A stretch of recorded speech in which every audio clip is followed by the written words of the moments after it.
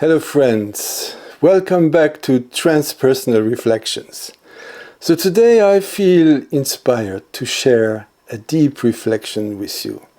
It's about a word we use constantly when we are on a spiritual or self-development path. So that word is oneness. Oneness. Today I want to explore the difference between true divine, or what we call divine oneness, and its shadow. The shadow being the hive mind, somewhat like seen in animal species like ants and bees, which don't exactly have this kind of hive mind, but it comes very close. Or more close in a quite scary way in some sci-fi movies, like the famous Star Trek Next Generation episodes dealing with the Borg. The Borg saying, "We are the Borg. Resistance is futile." Yeah, resistance is futile. Towards the collective mind, resistance of the individual is really futile. Captain Jean-Luc Picard, you lead the strongest ship of the Federation fleet. You speak for your people. I have nothing to say to you. And I will resist you with my last ounce of strength. Strength is irrelevant. Resistance is futile. We wish to improve ourselves. We will add your biological and technological distinctiveness to our own. Your culture will adapt to service ours. Impossible. My culture is based on freedom and self-determination. Freedom is irrelevant. Self-determination is irrelevant. You must comply. We would rather die. Death is irrelevant. But today my thoughts were actually triggered and stimulated when I saw a series I've been watching on Apple TV. It's called Pluribus. Yeah, strange name. It tells a spectacular and scary story where humanity is very excited to receive an intelligent signal from space, very far away from space. So after a long time, they try and decode the repeating message, and some very clever person figures out that it's a formula, and then curiosity being stronger than caution, one research team unwittingly unleashes something that acts like a powerful, unstoppable virus or some kind of key. So the result is it spreads over the whole planet totally rapidly. It's a matter of, I think a day.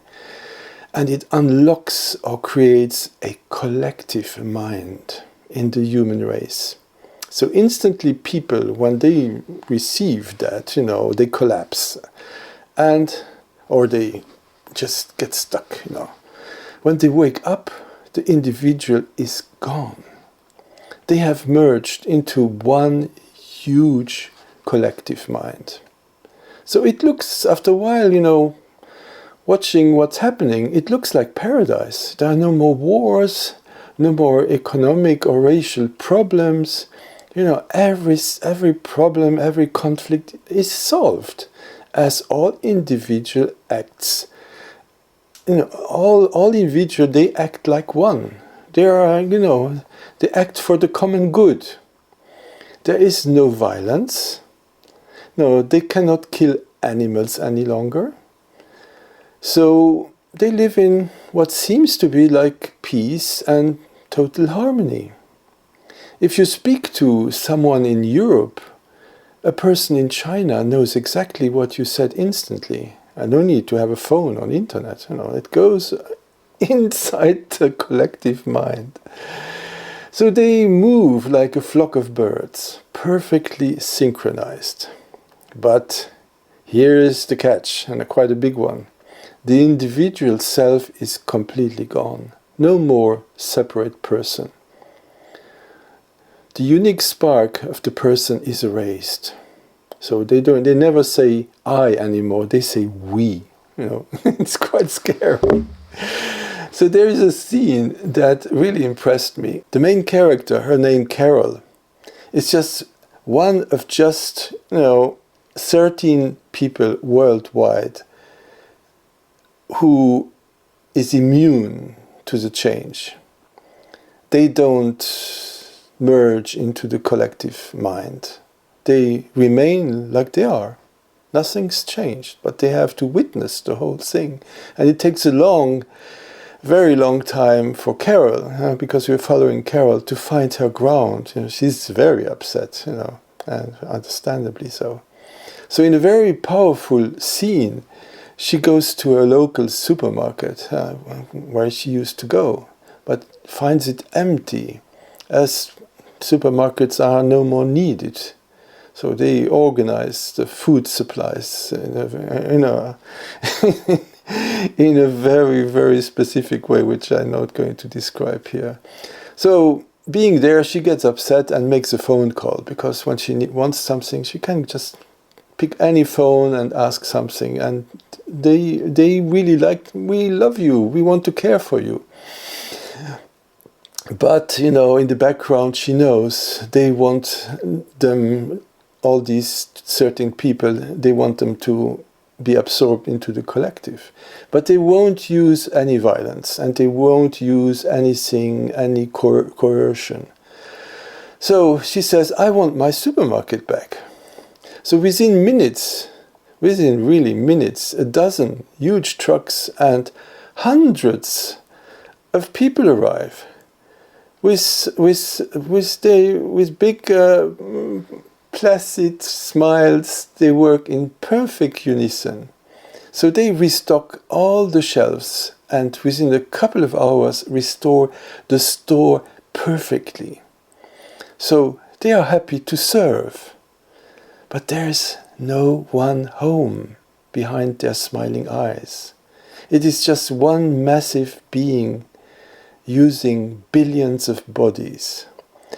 So we watch the show like that, and we immediately, are on Carol's side. Yeah, yeah, we are. We want her to fight. We want her to save humanity from this craziness.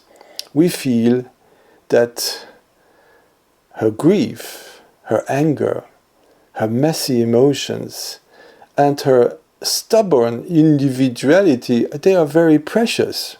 So we realize that peace without individuality isn't heaven. Nah, it's a machine. So, for us spiritual seekers, this brings up a huge question. We have heard it so often. You are one, and there it's being said in a completely different way. Which kind of, questions? Many apparently highly evolved teachers say, we are one.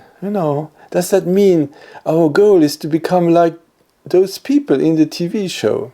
To disappear into a bland collective soup? I feel the chill running down my spine when I think about that.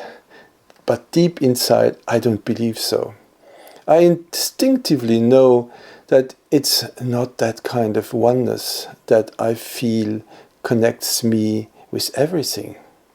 So, let's go back, way back, and imagine the original source, the prime creator, to not use the much misused word God. Imagine that. One. I can imagine that being one was likely just one, big one. Might have been, quite boring, empty, nothing to relate to, no mirror. Source could not know itself because there was nothing else. So let's imagine that Source felt a mysterious impulse, a big bang of creativity in which the One sent forth an infinite number of facets of itself. It sent out you and me. The intention wasn't to create identical copies, like the Borg drones. The intention was be yourself, multiply, individualize, explore, have experiences, mess things up, get out of created messes, create everything, the light, the dark, happiness and pain. So we all share the same seed, the I am. If you really go inside and think I am, you know, there's power there, that resonates. But we all have the same resonance, a similar resonance. I am. We all are this I am. But we were meant to make it our own. So true oneness isn't about subtracting the individual.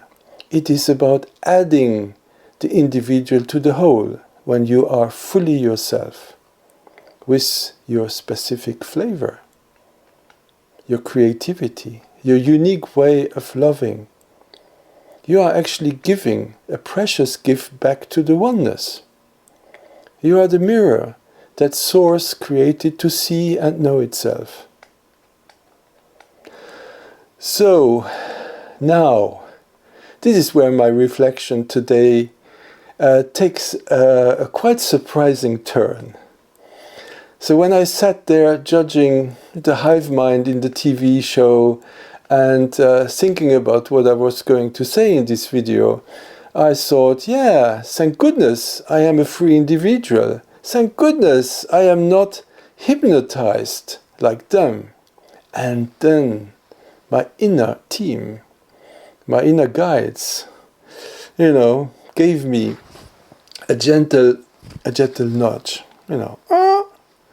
They whispered, "Are you sure? Are you sure?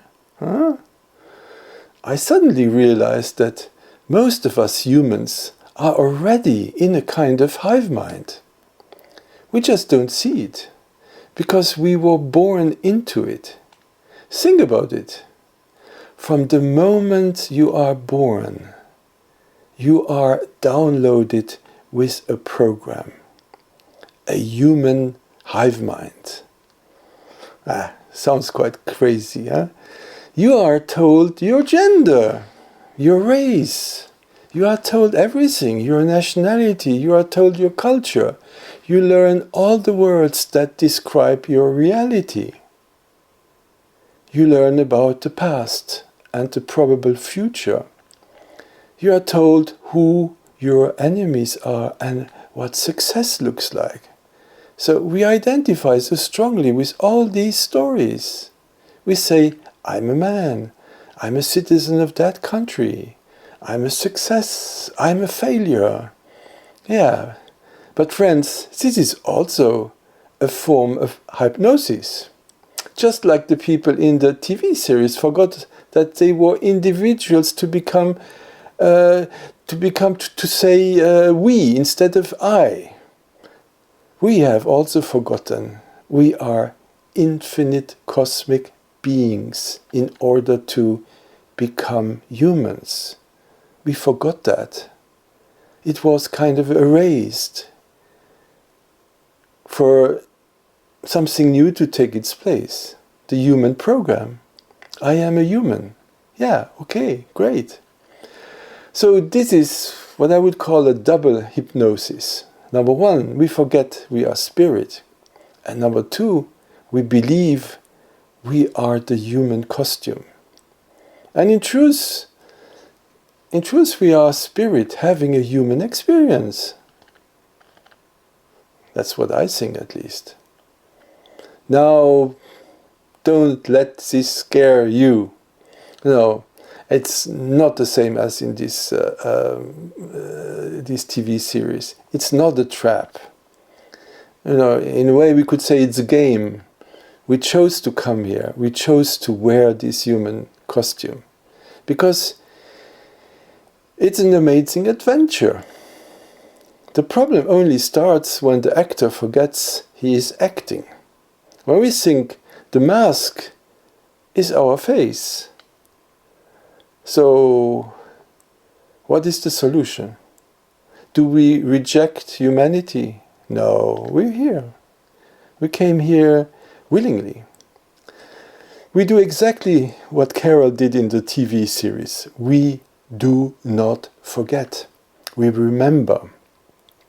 We remember that while we are playing the role of a human, paying taxes, driving cars, having families and relationships, all the things we humans do, we are actually cosmic travelers.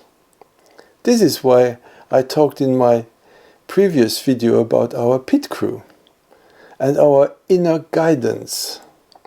When you meditate or do anything else that turns your attention inwards, tuning to your true nature, you are stepping out of the human hive, or at least a little bit. You get a sense of, you get a little bit of disidentification, which makes space to feel your true nature.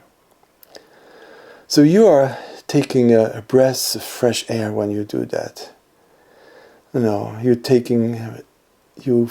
feeling a little bit like your true nature, your true spirit. So my invitation to you is very simple.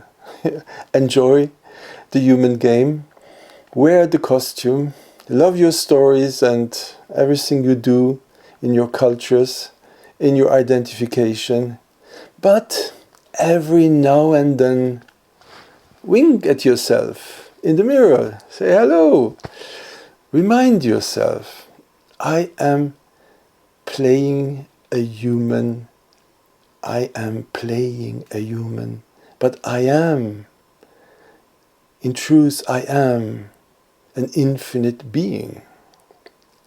So don't get lost in the false oneness of the hive. Stay free. Remember.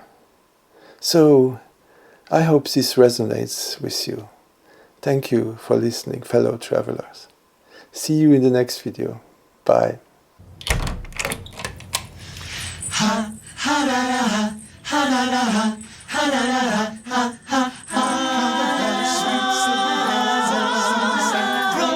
Merry, merry, merry, merry Christmas. Merry, merry, merry, merry Christmas. How the very sweet silver bells all seem to say, throw cares away. Merry Christmas, Carol. We wish you a Merry Christmas.